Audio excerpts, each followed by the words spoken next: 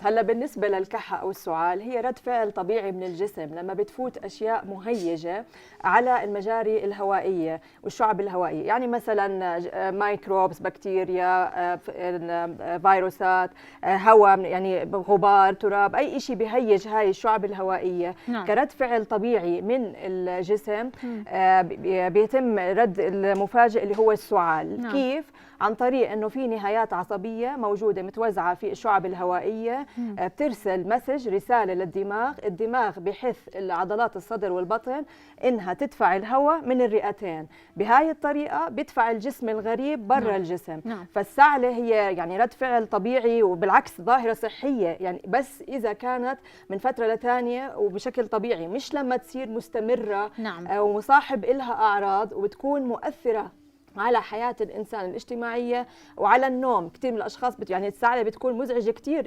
إلهم، يعني سواء نعم. بحياتهم الاجتماعية أو بالنوم. ممكن أشخاص يعني يضطروا إنهم يصحوا أكثر من مرة من النوم. طيب دكتورة، اللي كنت بدي أحكي بس إنه السعال هو عرض وليس مرض، ما عندنا مرض اسمه سعال. صحيح. السعال يعني عرض بيعطينا لا أمراض ثانية بالضبط، إنه في مرض كامن وراه لازم إحنا نشخصه صح ونعالجه لحتى نوقف هاي السعالة. أسباب السعال. بالضبط. هلا في عندنا كثير اسباب شائعه للسعال المزمن. نعم. في عندنا الالتهاب الرئوي اللي هو النيمونيا، في نعم. عندنا التهاب الجيوب الانفيه ساينسايتس، في عندنا كمان الانسداد الرئوي المزمن اللي هو COPD اللي بيصيب المدخنين. نعم. خاصه زي كمان اللي هو الكرونيك اوبستراكتيف بالمونري ديزيز.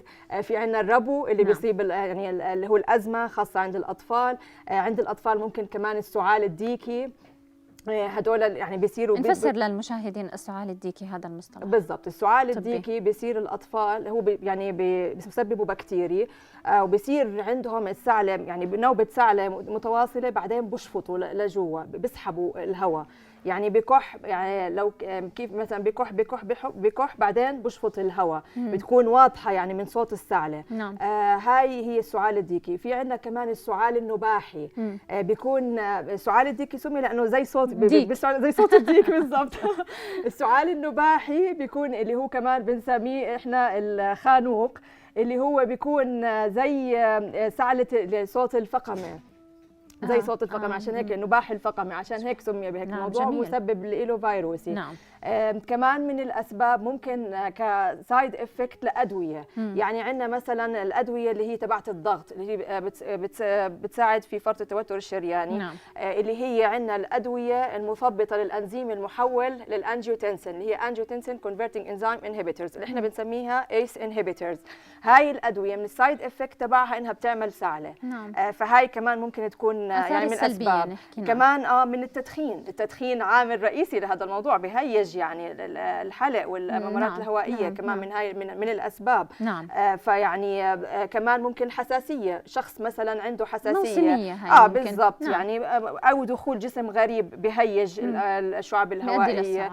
طبعا بيؤدي للسعال. هلا في عندنا حالات يعني هي شائعه جدا وما بيعرفوا عنها الاشخاص. نعم. هي عندنا الارتداد المعدي المريئي، كثير بتصيب اشخاص، يعني السعله من وراء هذا الموضوع. نعم. ليه؟ لانه خاصه عند النوم. نعم. في وضعيه الاستلقاء. لانه بصير في رجوع للاحماض من المعده للمريء، فبتوصل مع النوم توصل للبلعوم وممكن توصل للحلق، فتسبب تهيج. لهيك هدول اللي بيعانوا من الارتداد بضلهم نايمين بطريقه نص نومه، مش بالزبط. يعني نص استلقاء. بالضبط. هدول لازم كيف يناموا، يحطوا المخدات ويركوا عليها ويناموا، يرفعوا مستوى الراس. صحيح. عن الجسم. نعم. عشان ما يصير هذا الارتداد. صحيح. كمان في عندنا حاله اللي هي احنا بنسميها البوست نيزل دريب. نعم. اللي هي التنقيط الانفي. الاشخاص اللي بيكون خاصه اللي عندهم التهاب الجيوب الانفيه هو من الاسباب، او اللي بيكون عندهم حساسيه، يعني لما بيكونوا نايمين بيصير في رجوع للمخاط من الانف. نعم. للبلعوم، فبصير يعني عندهم اختناق، يعني تنقيط، فهذا بيسبب لهم السعال، بيهيج عندهم الشعب طيب دكتوره، الهوائية. متى احنا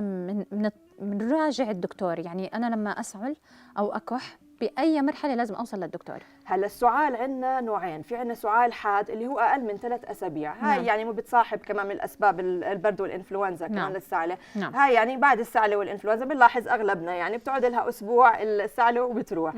ولكن في سعلة مزمنة اللي هي عند الأشخاص البالغين أكثر من 8 أسابيع، وعند الأطفال أكثر من 4 أسابيع. يعني هذا الزمن العمري من هون إذا بيزيد عن هذا الوقت لازم. صحيح. إذا قعد عندنا السعلة لعدة أسابيع زي ما حكينا وما عم يعني عم بتزيد وما عم تتحسن، هون ببين لنا انه في عرض يعني مرضي بحاجه للعلاج للسعله.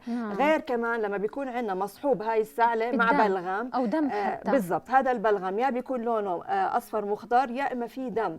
هون لما بيكون في عندنا دم هاي حاله جدا ضروريه، بنخاف يكون لانه من اسباب السعله في السل والنيمونيا اللي هو الالتهاب الرئوي، بنخاف من هاي المشكله. اذا كان في كمان مصاحب مع حمى، اذا كان في تورم بالكاحل وفقدان بالوزن مفاجئ، اذا كان في قشعريره، كل هاي الامور لازم طبعا لما بصير عند الشخص هاي الاعراض انه اذا كان في ازيز اللي هو الخفيف هذا الصوت اللي هو لما ضيق النفس. نعم. صوت ضيق النفس. اذا نعم. كان عندهم ضيق نفس وهذا الصوت صحيح. كمان لازم يراجعوا الطبيب لحتى يتم تشخيص المشكله وعلاجها.